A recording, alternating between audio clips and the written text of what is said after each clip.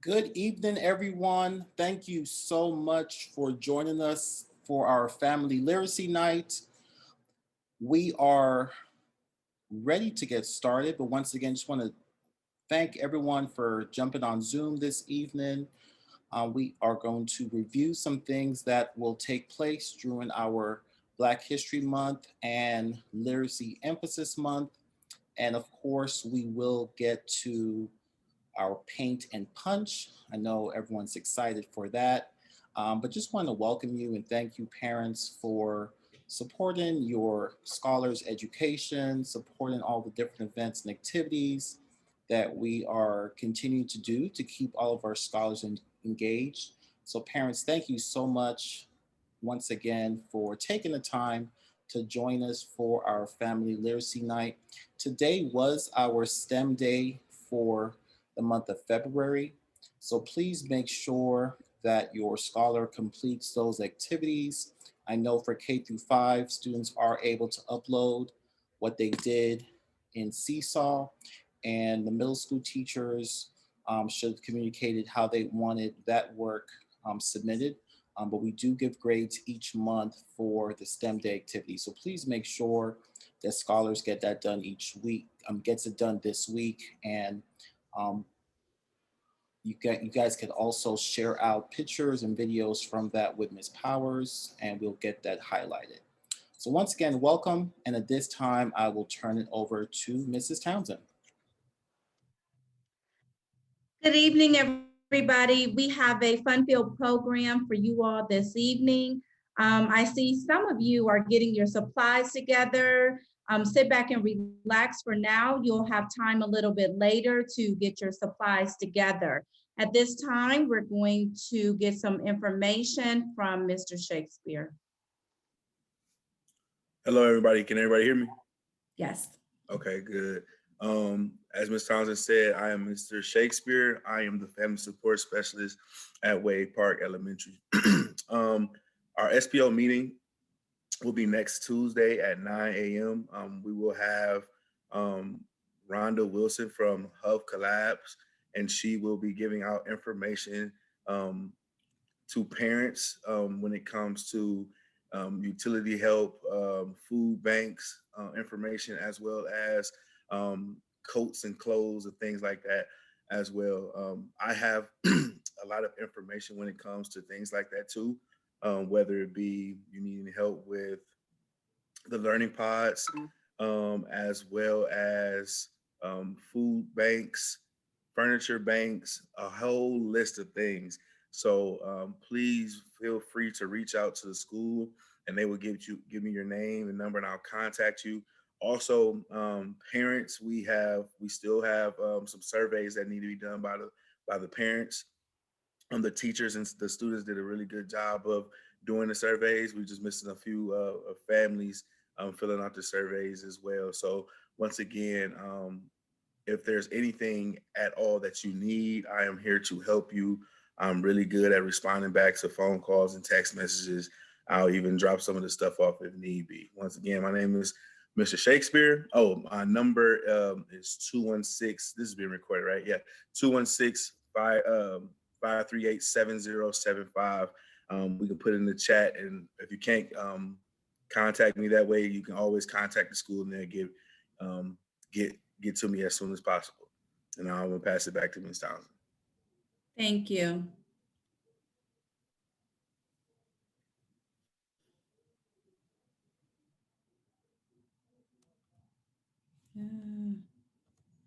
Ms. Scottaduccio?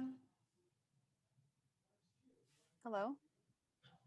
We can hear you. Great. Hi, my name is Ms. Scotta Diuccio. Thank you for Ms. Townsend and Dr. Buddy for having me tonight with your program. I represent the Educational Talent Search Program from Cuyahoga Community College. We are a program that is federally funded since 1965 as part of the Higher Education Act. We have been a part of the Cuyahoga Community College since 1968. Our program services 1,300 participants in the Cleveland Metropolitan School District in grades 6 through 12 to complete a program of secondary education and to enter and succeed in post-secondary education. So we have three main objectives. To keep it simple here is to enroll you in the program. It's a free program funded by the government. Keep you in school. We start in middle school and help you prepare for high school. We want to keep you in high school, graduate from high school. And the third objective is to enroll in a post-secondary education, whether that would be a trade school, community college, a four-year college, something that can gear you towards a career and that you're prepared for. Okay, our mission is to help low-income potential first-generation college students generate the skills and motivation necessary to complete the secondary education and to enter and succeed in a program of a secondary education. Myself, as a student advisor, a liaison, I provide counseling services as well as academic and career workshops that empower students in developing their educational and career goals. They're rewarded with increased confidence, motivation, and a brighter outlook for the future. We also have instructional assistants. Ms. Walker is also with the Educational Talent Search Program at your school. If some of you have worked with her or met her, she is more strong in math, and my area of strength is in English, but we both help each other out. We can try our best to help you. So instructional assistants meet with the students throughout the school year and provide academic and support in math, science, English, or any other subjects that you need help in. We use a software program called TutorOcean that is also free. You can sign up with your CMSD email, and we tutor you after school from 3:30 to 5. And on Wednesdays, we have an asynchronous day. We're also available to help you with your classes, with your projects, with your writing, your math, science. Other services that we offer include pre-college workshops, needs assessment, academic advising, tutoring, and career exploration. We have a wonderful program. It's called the Virtual Job Shadow Program, and it kind of guides you and walks you through potential careers that you would be interested in, and it tells you what credentials you need, what education or background you would need, and potentially how much you would make depending on what part of the country you would live in. Okay, and over here are some of the academic services that we offer. As I mentioned, academic advising, ACT, SAT preparation for college, the State of Ohio test, study skills workshops, personal development. We have summer enrichment programs, virtual job shadowing, as I already mentioned, the tutoring, and mentoring. Okay, and career services. We have career counseling, fairs and exploration, college admissions assistance. We go on many college tours and fairs, and right now they're virtual because of the pandemic. We do offer financial aid counseling and application assistance as well. And on the right, you'll see two links, and I can post those links in the chat. One is the intake application that you need your parent or guardian to help you fill out. And the second is the needs assistant. I'm sorry, the needs assessment that you take. So it takes about 15 to 25 minutes probably for both links to be filled, and then you're in the program. And then we reach out to you, meet with you through your teacher, virtually online, and then once we're back in the school, we'll meet with you in the school. Thank you, Ms. Scottaduccio. I felt that this was important for especially our middle school parents to know that this is a program through Tri-C, and they have tutoring from 3:30 to 5 every day. We push this out to our kids, but as I always like to say, what kid is going to tell their parents that there is tutoring available after school? So parents, if you're interested in getting your scholars some additional tutoring, please, Ms. Scottaduccio is going to put the link inside the chat, and then just fill the application out, and we can get your scholar a part of the tutoring program. If you are having any difficulties filling out the application, or if there's just some items that you're not aware of, please reach out to myself or Mr. Shakespeare, and we will get you in touch with Ms. Scottaduccio. Also, thank you, Ms. Scottaduccio. And Ms. Walker wasn't able to be here this evening, but they also provided bags for our middle school scholars on Friday when they did their pickup, with just a lot of wonderful things in there for our scholars. We definitely appreciate the collaboration that we have with Tri-C. We have several scholars who have taken advantage of this free tutoring opportunity, especially in this pandemic. We know that there are a lot of scholars who are having difficulties learning in this virtual environment. We know that we rely totally on the Wi-Fi, the internet, everything. And it's not always our friend. So we just want to make sure that we're equipping our scholars to be the best that they can be. So again, thank you, Ms. Gaudaduccio. Thank you. Thank you for having me. I'll post the links right now in the chat. Thank you. Mhm. So again, good evening, parents and scholars. For those of you who don't know, my name is Mrs. Townsend, and I'm one of the assistant principals at Wade Park. This month, our Wade Park scholars will be learning about the Harlem Renaissance. This era was chosen due to this being the beginning of Black Power, that Black pride moment for Black people. We wanted to expose our scholars to Black people being depicted positively. We know with everything going on in the country right now that we're not always seen in a positive image. And we wanted to take not just this month, but going forward every month to let our Black scholars know that we are capable of doing so much. The Harlem Renaissance was one of the most influential moments in Black history, where we made huge impacts in music and literature and poetry, and also the arts. This month, we will focus on each one of those areas every month. There are 4 weeks in the month of February. The first week, which is this week, we are going to focus on music. In our classrooms, we're going to look at music from the Harlem Renaissance. In our encore classes, they are also going to focus on each one of those areas each week of this month. We're also going to have a contest this Thursday where scholars will be able to dress as their favorite musician. Their teachers will send their pictures to us, and then we will choose a winner. Just shortly, I'm going to go over some of the prizes that our scholars can win with all the different contests and challenges that we will have this month. Week 2, we will focus on literature. Week 3, we will focus on poetry. And week 4 will be our Literacy Spirit Week, and there will also be opportunities for our scholars to win prizes as well. You all that picked up your supplies on Friday, you got this in a handout, but for those of you who weren't able to make it up to the school, I'll go over it briefly. And then also it is posted on our social media pages. And also our teachers will be going over this information with our scholars. I know we did the literacy explosion this morning with the entire school. And I know afterwards all the kids were texting me, do we have to read all those books? Yes, scholars, in order to participate in the challenges, you'll have to read the books that have been noted. So going back to our Spirit Week, the first day, February 22nd, will be Don't Be Tacky, Keep Calm and Read, where the scholars will be able to wear the most tacky outfit that they have. On that Tuesday will be Bookworms Rule the World, Dress Like a Bookworm. And with that one, the scholars can be as creative as possible. Use your imagination. What do you think a bookworm looks like? And I spoke with the kids earlier. To me, when I think of a bookworm, because I am a bookworm, I think of being wrapped up in my most comfortable clothing with my glasses on, sitting back on the couch, reading a book.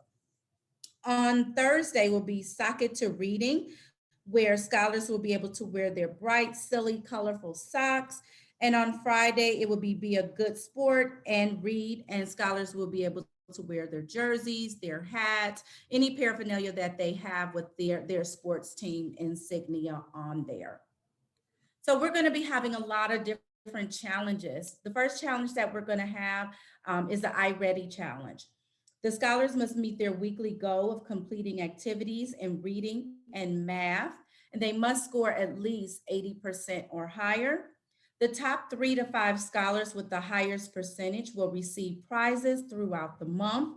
And then the scholar within each grade band, and by grade band, we mean K to 2, 3 to 5, and 6 to 8, they will win a prize. And then the scholar who has the most minutes within each grade band will win the grand prize. We're also going to have a reading challenge in each grade band for K to 2. They must read 30 books. And then the teacher will let your scholar know how they want those books captured. Each teacher may do it individually. They may do it on Seesaw, or they may do it on a hard copy. In grades 3 through 5, they must read at least 20 books that have at least 25 pages. And then grades 6 through 8, they must read at least 4 chapter books with at least 100 pages. And then again, the scholar who has read the most books within each grade band will receive the grand prize. And this is just an example of some of the prizes that we have, and these are real. Scholars have the opportunity, with all those things we talked about, to win a flat screen TV. We will be having Chipotle gift cards. We will have Chick-fil-A gift cards. We'll be raffling off movie tickets. They'll have a Cavs swag bag. In the Cavs swag bag is a Cavs t-shirt, it's a Cavs hat, it's a ball, and some other things in there. And also, the scholars have the opportunity to win a PS4. I told the kids earlier, if we can find a PS5, we'll try to get that, but you all know with supply and demand, that may be impossible. But if not, we definitely will be having a PS4 for raffle as well. For our older scholars, we know that some of those things they may not be interested in, but we have Amazon gift cards. For our ladies, I know we like the Bath and Body Works. We'll be having a gift basket for that. And then this is when we kind of pondered over the AirPods. We know that our scholars love these AirPods, and we know that they lose them. But these are some of the prizes that our scholars will be able to win over the course of this month. Parents, please encourage your scholars to read, not just this month, but every month. Thank you. Now I'm going to turn the program over to Janaya. Hi, my name is Anaya Hans. Sorry, just wait a minute.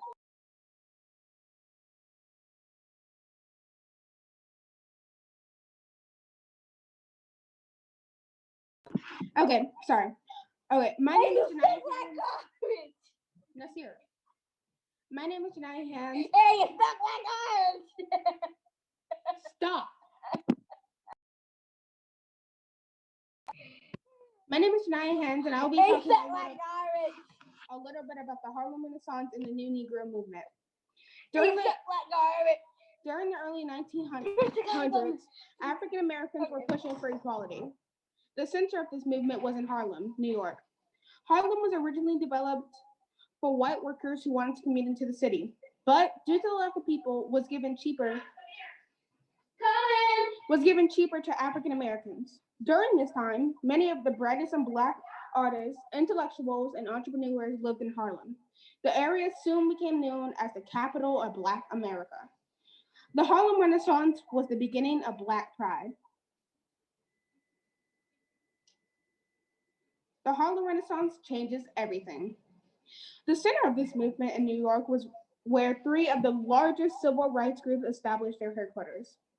They were the NAACP, Universal Negro Improvement Association, and African Communities League, and the National Urban League. And the National Urban League. Okay. Together, these groups help establish a sense of community and empowerment to African Americans around the world. They also provided a rare opportunity for whites to collaborate with Black individuals. Instead of using more direct political means to achieve their goals, this movement of African American culture in European American societies, mainly in the worlds of art and music.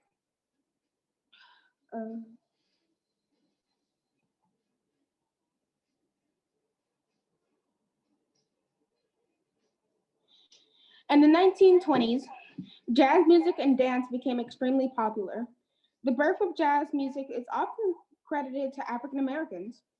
Jazz eventually became socially acceptable to middle-class white Americans. Cities like Chicago and New York were cultural centers for jazz and several African American artists. The spread of jazz was encouraged by large-scale radio broadcasts in 1922 and eventually became mainstream. The 1920s used the influence of jazz to rebel against the traditional cultures in previous generations.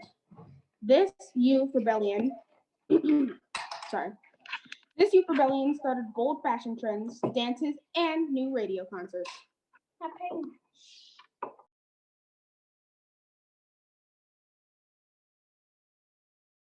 At this time, we're going to watch a short video about Harlem.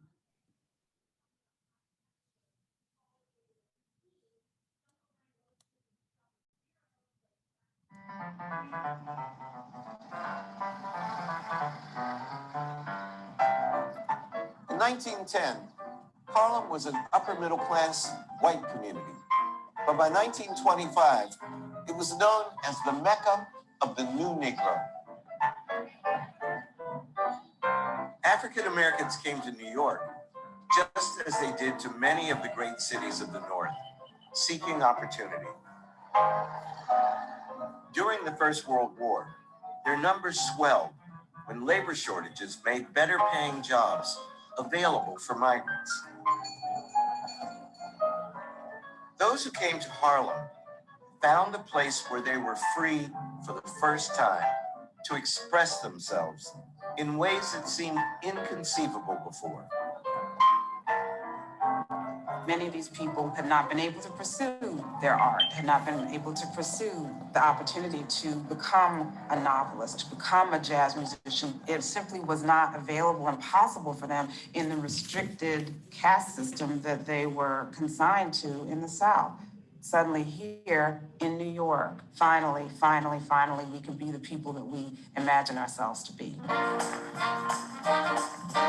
It would explode into one of the most artistically fertile periods in African American history. The Harlem Renaissance represents, above all, Black people really for the first time making a claim on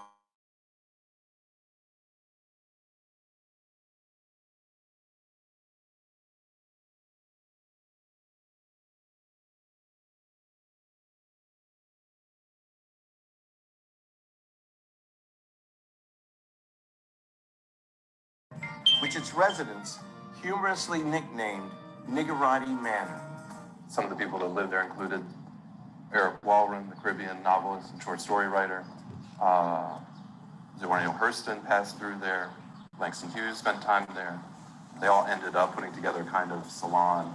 It was right here. Who invented this crazy term, Niggerati? Zora Neale Hurston playing with the term literati and saying, if they're the literati downtown, we must be the niggerati uptown. Out of Niggerati Manor came one of the most provocative publications of the Renaissance, a literary journal called Fire. In that single issue of Fire, the first story in there is Wallace Thurman's Cordelia the Crude. It's about a prostitute, Richard Bruce Nugent's sexually exploratory vignettes, Smoke Lilies and Jade. In terms of exploring a kind of queer eroticism, it's one of the stories in the Renaissance, one of the few that does that, that goes there.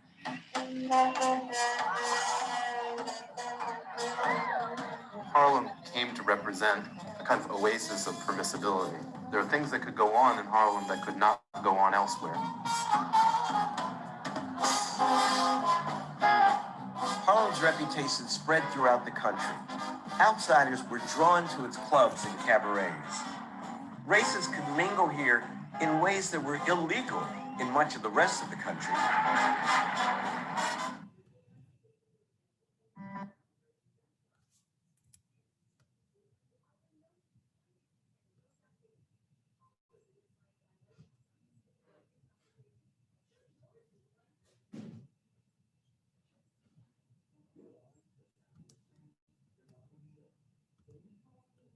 Thank you. At this time, we know that the Harlem Renaissance was a very prominent time for poets in our literature. This time, we are going to have a poem by Mr. Shakespeare. So this poem is called King. It's a short poem. I wrote it myself. King, he is walking by ambition and goals that molds his future to the dreams of which he holds. He is the master of his path and the director of his choices. He is a king that only will allow his queen to wear his ring. He is challenged daily as a man who walks the steps that God has given him. He is fearless and strong and possesses true tools that he will be able to carry on his own. He is loved and is loved. He endures pain, but demands respect and is the rock of his solid foundation of himself. He is a king. So Ms. Townsend wanted me to explain why I started writing poetry. I had a friend in undergrad, my junior year in college, and he started a magazine. And I went to a prominently Caucasian school, and they wouldn't let like a lot of us write in their journals. So we were seeing a lot of these people writing these terrible poems or whatever. And they ended up, my friend Dante ended up starting his own magazine, and he had asked me to write. And I told him at first, I'm like, I'm not a poet. I never did it before. And he just basically said, well, you better than you can't be no worse than the other people, you know, in the other magazines. So I tried it for the first time, and I got a lot of good feedback from it. So then I just started like picking up other, reading other poems from other poets and stuff like that. And I was just super interested in it. So then I started going to like a lot of poetry slams and looking up a lot of poems on YouTube and things like that. And it got me to a point where I ended up writing me and him ended up writing our own poetry book. And that's why I started writing it, just to, you know, try to prove a point, but I ended up falling in love with it. So that's why I started writing. Thank you, Mr. Shakespeare. At this time, we're going to have a poem from Miss Honey Bell Bay.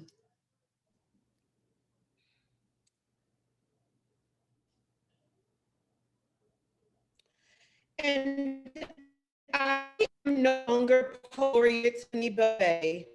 Indeed, I am from the Harlem Renaissance, and I am Marita Bonner. If you look me up, you might be kind of struggling to find the stories of me. See, they talk about Claude McKay, and they also talk about Langston Hughes, but they forget about me. I am Marita Bonner, and during the Harlem Renaissance, I wrote a piece about race relations called The Purple Flower. And in this poem, it is about Black people and white people all struggling to get to this coveted purple flower. So if you stop to read during the Harlem Renaissance, please don't forget to read about me. My name is Marita Bonner. Remember me and the purple flower. Thank you. I'm Honey Bell Bay, the Poet Laureate of Cuyahoga County, and I'm no stranger to Wade Park, but I will recite to you two brief half-minute poems. They are my favorite poems from the Harlem Renaissance. They happen to be by the same author, which is Langston Hughes, but I always ask people not to forget about the Marita Bonners, the Alice Dunbars, the more obscure writers who played significant roles during that period. So the first of the poems of the Harlem Renaissance I will recite is by Langston Hughes himself, and the title of the poem is simply called Harlem. There's a poem called Harlem about the Harlem Renaissance, during the Harlem Renaissance, by Langston Hughes. What happens to a dream deferred? What happens? Does it dry up like a raisin in the sun? Or does it fester like a sore and then run? Does it stink like rotten meat? Or does it crust and sugar over like a syrupy sweet? Does it sag like a heavy load? Or does it explode? What happens to a dream deferred? Powerful poem by Langston Hughes. He spoke about dreams all throughout the Harlem Renaissance. And the last one, my absolute favorite poem, also by Langston Hughes, is called The Negro Speaks of Rivers. And many people, this was their favorite poem. It's a very powerful poem. I've known rivers. I've known ancient, dusky rivers. My soul grows deep like the rivers. Oh, I bathed in the Euphrates when dawns were young. I built my hut near the Congo, and it lulled me to sleep. I looked upon the Nile and raised the pyramids above it, and I heard the singing of the Mississippi when Abe Lincoln went down to New Orleans and saw its muddy bosom turn all golden in the sunset. Oh, I've known rivers, ancient, dusky rivers, and my soul grows deep like the rivers. The Negro Speaks of Rivers by Langston Hughes. Harlem Renaissance. Thank you, Ms. Honey. That was just totally awesome. Thank you, Mr. Shakespeare. We definitely appreciate all your support that you give to Wade Park Scholars. At this time, scholars, this is what you all have been waiting for. We're going to turn it over to Ms. Hutchinson so that she can get us started. Good evening, guys. It's nice to see you. I saw a lot of you today, so it's our second time. I'm really excited to paint with you guys. There's a couple things I want to go over with really quickly, okay? I'm super excited to do this, and I'm sure you guys are too. I just want to make sure, just like in class, we're super patient. We have a couple helpers with us. We have Miss Madden, Miss Huffman, and Miss Limper. You might be with me. You might be with the three of them. Either way is fine. We're all going to have fun. Just remember, there might be someone who's a little bit older than you. There might be someone who's a little bit younger than you, and be patient because everyone works at a different pace, okay? The Harlem Renaissance was an art movement fueled by Black culture. It is thought of to be a golden era for African-American artists.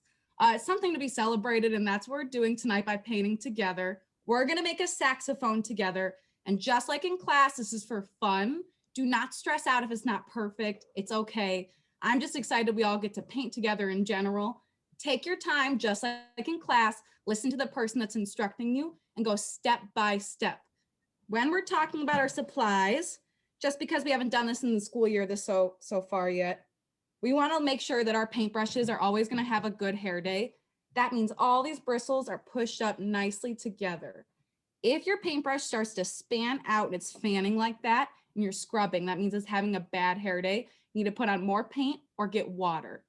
Now that we're talking about water, let me remind you, our cup only needs to be half full of water, and you need to be conscious of your arms and your hands while you're moving. So we knock over our water, we might mess up our painting or mess up our painting station. All of our paint needs to stay on top of our plate. I know I have a Tupperware, but all of your paint is going to stay on top of your plate, okay? The only thing you might not have in your bag is a paper towel or a napkin, and that's a great thing to have, okay? So if you don't have that, now is a good time to find that. Everyone wants to make sure they have their paint, their paintbrush, your cup with a little bit of water, your plate and your paint. I might have already said paint, and then our canvas. Don't worry if it's not perfect. We're gonna go step by step together, just like in class, so take your time. And remember, most importantly, tonight is about having fun. None of this is for a grade. It's really for us to get our hands moving and paint again and celebrate the Harlem Renaissance. All right, I know I've been doing a lot of talking and that's not what this is about. It's about painting. So that's what we're gonna get into. I need everyone to make sure they have their supplies. We are gonna go in breakout rooms. So you might be with Miss Madden, you might be with Miss Huffman, you might be with Miss Limper, or you might be with me.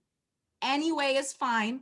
As we move around in breakout rooms, you might need to be patient while you wait for your instructor to get to the right room. It's okay if no one's there right away. Give them 30 seconds and I promise they're gonna be there. Just like in class, we wanna be flexible. Even if there's a hiccup, it's gonna get worked out, okay? All right, a lot being said, that's okay. I know we're ready to get started.